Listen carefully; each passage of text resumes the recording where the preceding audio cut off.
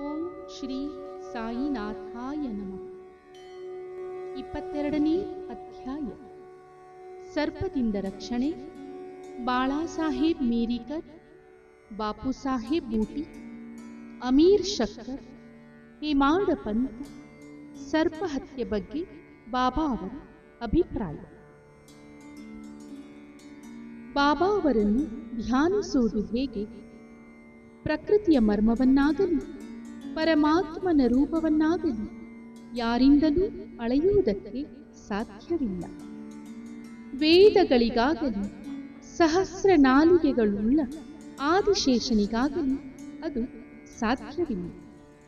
ಪರಮಾತ್ಮನ ಪಾದವೇ ಸುಖದ ಸಾಧನವೆಂದಿರುವ ಭಕ್ತರಿಗೆ ಪರಮಾತ್ಮನ ರೂಪ ಗೋಚರವಾಗುವುದು.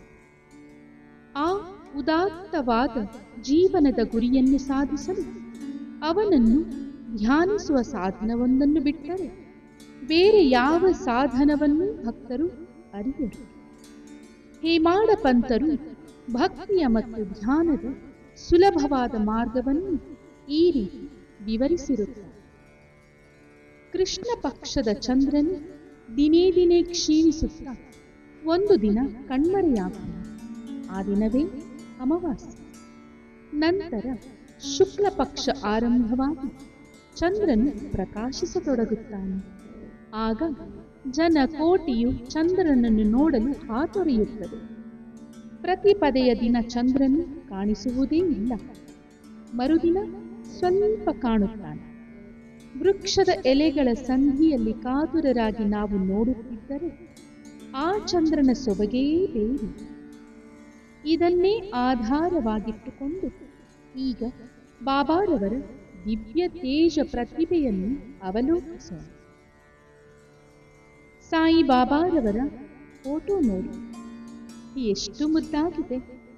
ಬಲಗಾಲನ್ನು ಎಡಗಾಲಿನ ಮಂಡಿಯ ಮೇಲೆ ಹಾಕಿಕೊಂಡು ಎಡಗೈ ಬೆರಳುಗಳನ್ನು ಬಲಗಾಲಿನ ಪಾದದ ಮೇಲಿಟ್ಟುಕೊಂಡು ಕುಳಿತಿದ್ದಾರೆ. ಬಲಗಾಲಿನ ಹೆಬ್ಬೆಟ್ಟಿನ ಮೇಲೆ ಎಡಗೈ ತೋರು ಬೆರಳು ಮತ್ತು ಮಧ್ಯದ ಬೆರಳುಗಳನ್ನು ಇಟ್ಟುಕೊಂಡಿರುತ್ತಾರೆ. ಈ ಸ್ಥಿತಿಯಲ್ಲಿ ಕುಳಿತಿರುವ ಬಾಬಾ, ನೀವು ನನ್ನ ಪ್ರತಿಭೆಯನ್ನು ಕಾಣಬಯಸಿದರೆ ಅಹಂಕಾರ ಮತ್ತು ಮಮಕಾರವನ್ನು ತ್ಯಜಿಸಿರಿ. ತೋರಬೆರಳು ಮತ್ತು ಮಧ್ಯದ ಬೆರಳು ಇವುಗಳ ಮಧ್ಯೆ ಕಾಣುವ ಬಲಗಾಲಿನ ಹೆಬ್ಬೆಟ್ಟಿನ ಮೇಲೆ ನಿಮ್ಮ ಚಿತ್ತವಿಟ್ಟು ಧ್ಯಾನಿಸಿ. ಆಗ ನಿಮಗೆ ಪ್ರತಿಭೆಯ ಅರಿವಾಗುತ್ತದೆ ಎಂದು ಹೇಳುವಂತಿದೆ ಆ ನೋಟದ ವೈಖರಿ. ಇದೇ ಭಕ್ತಿ ಮಾರ್ಗದ ಸುಲಭ ಸಾಧನ. ಈಗ ಬಾಬಾರವರ ಜೀವಿತವನ್ನು ನೋಡೋಣ. ಬಾಬಾರವರು ಅಲ್ಲಿ ವಾಸ್ತವ್ಯ ಮಾಡಿದ ಮೇಲೆ ಶಿರ್ಡಿಯು ಒಂದು ದೊಡ್ಡ ಯಾತ್ರಾ ಸ್ಥಳವಾಯಿತು. ದೇಶದ ಮೂಲೆ ಮೂಲೆಗಳಿಂದ ಭಕ್ತರು ಬಂದು ಮಸೀದಿಯಲ್ಲಿ ನೆರೆಯುತ್ತಿದ್ದರು. ಬಡವ ಬಲ್ಲಿದರೆಂಬ ಭೇದವೇ ಇರಲಿಲ್ಲ. ಬಾಬಾರವರ ಅಪರಿಮಿತವಾದ ಪ್ರೀತಿ, ಅವರ ಅತ್ಯಾಶ್ಚರ್ಯಕರವಾದ ಜ್ಞಾನ ಸಂಪತ್ತು, ಅಂತಾರಾಮಿತ್ವ ಇವುಗಳನ್ನು ಬಣ್ಣಿಸಲು ಯಾರು ಶಕ್ತರು? ಇವೆಲ್ಲದರ ಅನುಭವ ಪಡೆದಿರುವವರೇ ಧನ್ಯರು. ಕೆಲವು ಸಾರಿ ಬಾಬಾರವರು ಮೌನವನ್ನು ಧರಿಸಿ ಪರಬ್ರಹ್ಮನನ್ನು ಆರಾಧಿಸುತ್ತಿದ್ದರು. ಕೆಲವು ಸಾರಿ ಜಾಗೃತಾವಸ್ಥೆಯಲ್ಲಿ ಭಕ್ತರೊಡನೆ ಕಲೆತಿರುತ್ತಿದ್ದರು. ಕೆಲವು ಸಾರಿ ನೀತಿ ಕಥೆಗಳನ್ನು ಹೇಳುತ್ತಿದ್ದರು. ಅನೇಕ ಸಾರಿ ಹಾಸ್ಯ ಮತ್ತು ವಿನೋದ ಮಾಡುತ್ತಿದ್ದರು. ಕೆಲವು ಸಾರಿ ಶಾಂತಿಯಿಂದಿರುತ್ತಿದ್ದರು. ಮತ್ತೆ ಕೆಲವು ಸಾರಿ ಕುಪಿತರಾಗಿರುತ್ತಿದ್ದರು. ಕೆಲವು ಸಾರಿ ಸಂಕ್ಷಿಪ್ತವಾಗಿ ಬೋಧಿಸುತ್ತಿದ್ದರು. ಕೆಲವು ಸಾರಿ ಸುಮ್ಮನೆ ವಾದಿಸುತ್ತಿದ್ದರು. ಅನೇಕ ಸಾರಿ ಸರಳವಾಗಿರುತ್ತಿದ್ದರು. ಭಕ್ತರಿಗೆ ಅನುಗುಣವಾದ ವಿವಿಧೋಪದೇಶ ನೀಡುತ್ತಿದ್ದರು. ಆದ್ದರಿಂದ ಅವರ ಜೀವನವು ನಮ್ಮ ಬುದ್ಧಿ, ಮಾತು ಮತ್ತು ದೃಷ್ಟಿಗೆ ಮೀರಿದುದಾಗಿದೆ. ಅವರನ್ನು ನೋಡಬೇಕೆಂಬ ಬಯಕೆ, ಮಾತನಾಡಿಸಬೇಕೆಂಬ ಬಯಕೆ ಇವುಗಳಿಗೆ ತೃಪ್ತಿಯೇ ಇಲ್ಲ. ಆದರೂ ಭಕ್ತರು ಪರಮಾನಂದ ಭರಿತರಾಗಿರುತ್ತಿದ್ದರು. ಮಳೆಯ ಹನಿಗಳನ್ನು ಎಣಿಸಬಹುದು, ಗಾಳಿಯನ್ನು ಚರ್ಮದ ಚೀಲದಲ್ಲಿ ಕಟ್ಟಿಡಬಹುದು. ಆದರೆ ಬಾಬಾರವರ ಲೀಲೆಗಳನ್ನು ಅಳತೆ ಮಾಡಲು ಸಾಧ್ಯವೇ ಇಲ್ಲ. ಸಾಯಿಬಾಬಾ ಭಕ್ತರ ವಿಪತ್ತುಗಳನ್ನು ಹೇಗೆ ನಿರೀಕ್ಷಿಸುತ್ತಿದ್ದರು ಮತ್ತು ಅವುಗಳಿಂದ ಅವರನ್ನು ಹೇಗೆ ಪಾರು ಮಾಡುತ್ತಿದ್ದರು ಎಂಬ ವಿಚಾರವನ್ನು ಈಗ ಪರೀಕ್ಷಿಸೋಣ. ಬಾಳಾ ಸಾಹೇಬ್ ಮೀರಿಕರ್. ಸರದಾರ್ ಕಾಕಾ ಸಾಹೇಬ್ ಮೀರಿಕರರ ಮಗ ಬಾಳಾ ಸಾಹೇಬರು ಚಿತ್ಥಳಿಗೆ ಪ್ರಯಾಣ ಮಾಡುತ್ತಿದ್ದರು. ದಾರಿಯಲ್ಲಿ ಹಾಗೆಯೇ ಶಿರಡಿಗೆ ಬಂದು ಬಾಬಾರವರ ದರ್ಶನವನ್ನು ಪಡೆದು ಯೋಗಕ್ಷೇಮವನ್ನು ವಿಚಾರಿಸಿದರು. ಆಗ ಬಾಬಾರವರು, ನಮ್ಮ ದ್ವಾರಕಾಮಾಯಿ ನಿನಗೆ ಗೊತ್ತಿದೆ ಎಂದು ಹೇಳಿದರು. ಮೀರಿಕರಿಗೆ ಅದು ಅರ್ಥವಾಗಲಿಲ್ಲ. ಸುಮ್ಮನೇ ಕುಳಿತರು. ಪುನಃ ಬಾಬಾರವರು ಮುಂದುವರೆದು, ನೀನು ಈಗ ಕುಳಿತಿರುವುದೇ ದ್ವಾರಕಾಮಾಯಿ. ಅವಳು ತನ್ನ ತೊಡೆಯ ಮೇಲೆ ಕುಳಿತಿರುವ ಮಕ್ಕಳ ಅಪಾಯಗಳೆಲ್ಲವನ್ನೂ ದೂರ ಮಾಡುತ್ತಾಳೆ. ಈ ಮಾತೆಯು ದಯಾಮಯಿ. ಅವಳ ಭಕ್ತರಿಗೆ ಯಾವ ಕಷ್ಟಗಳೂ ಬರುವುದಿಲ್ಲ. ಅವಳ ತೊಡೆಯ ಮೇಲೆ ಕುಳಿತರೆಂದರೆ ಸಾಕು, ಅವರ ತೊಂದರೆಗಳು ನಿವಾರಣೆಯಾದಂತೆ. ಅವಳ ನೆರಳಿನಲ್ಲಿ ಆಶ್ರಯ ಪಡೆದವರು ಆಶೀರ್ವಾದ ಪಡೆದಂತೆ ಎಂದು ಹೇಳಿದರು. ನಂತರ ಅವರಿಗೆ ಉಡಿಯನ್ನು ಕೊಟ್ಟು ಅವರ ಮಸ್ತಕದ ಮೇಲೆ ಅಭಯ ಹಸ್ತವನ್ನಿಟ್ಟು ಆಶೀರ್ವದಿಸಿದರು. ಮೀರಿಕರರು ಇನ್ನೇನು ಹೊರಡುವುದಲ್ಲಿದ್ದರು.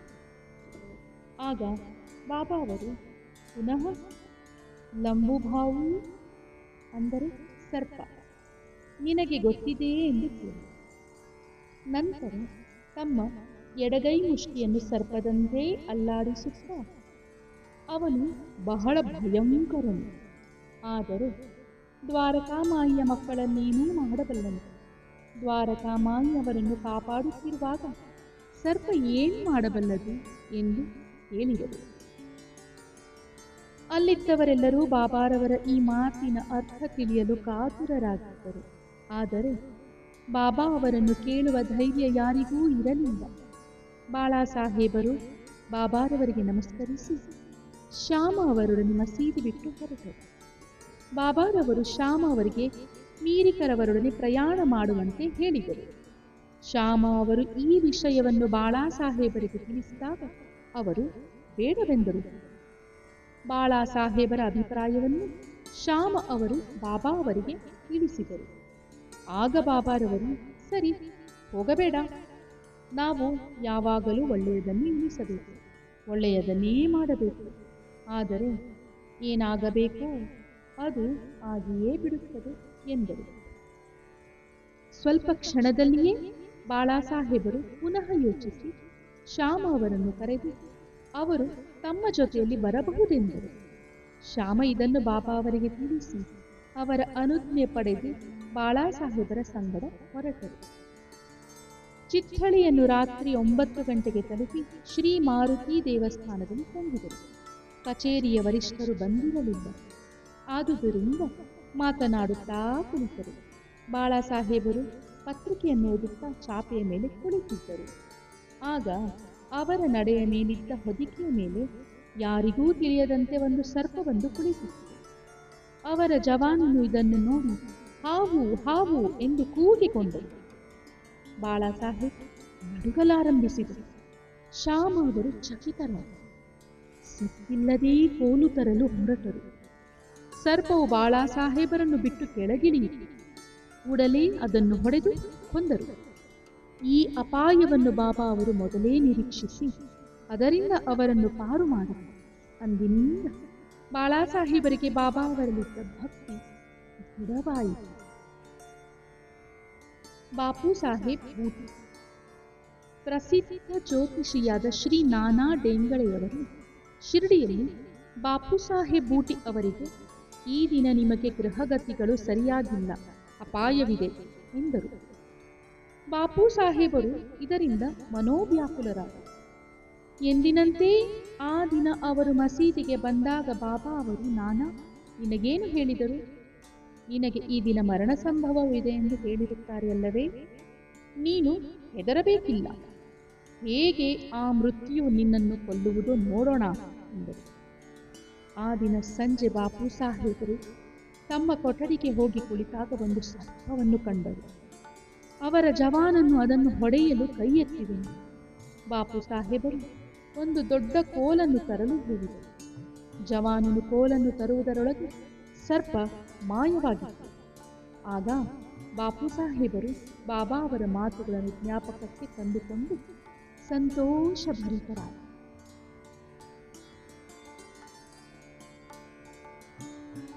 ಅಮೀರ್ ಶಕ್ಕರ್ ಕಟುಕರ ಜಾತಿಗೆ ಸೇರಿದ ಕೋಪರ್ಗಾಂವ್ ತಾಲೂಕಿನ ಕೊರಾಳಹಳ್ಳಿಯ ಅಮೀರ್ ಶಕ್ಕರ್ ಬಾಂದ್ರಾದಲ್ಲಿ ಕಮಿಷನ್ ಏಜೆಂಟರಾಗಿದ್ದರು.